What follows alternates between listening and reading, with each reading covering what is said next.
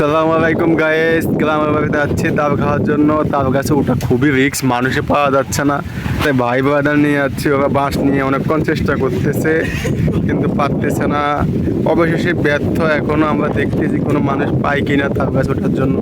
একবার একজনের চেষ্টা করতেছে কিন্তু হচ্ছে না, কেউ পারতেছে না। আসলে খুবই কষ্টকর তাল পারতে, গাছে ওঠার মতো মানুষই নেই এখন।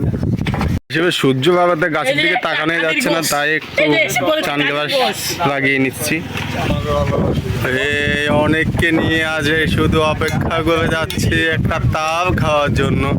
আর আপনারা দেখতে পাচ্ছেন এখানে অনেক মানুষজন আসছে, সবাই চাচ্ছে একটা তাল খাবে, কিন্তু তাল তো গাছে কেউ উঠতে পারতেছে না।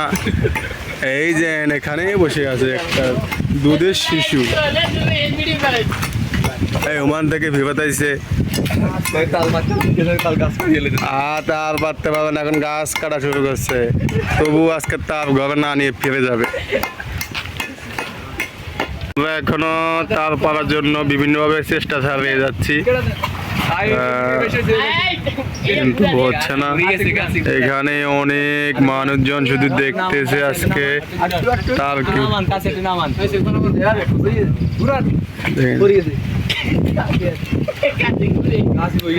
সবাই গাছের দিকে তাকায় আছে, কখন নিচে একটা সোনার হরিণ নামক তাল নিচে গড়াবে আর আমরা সেটা খাবো।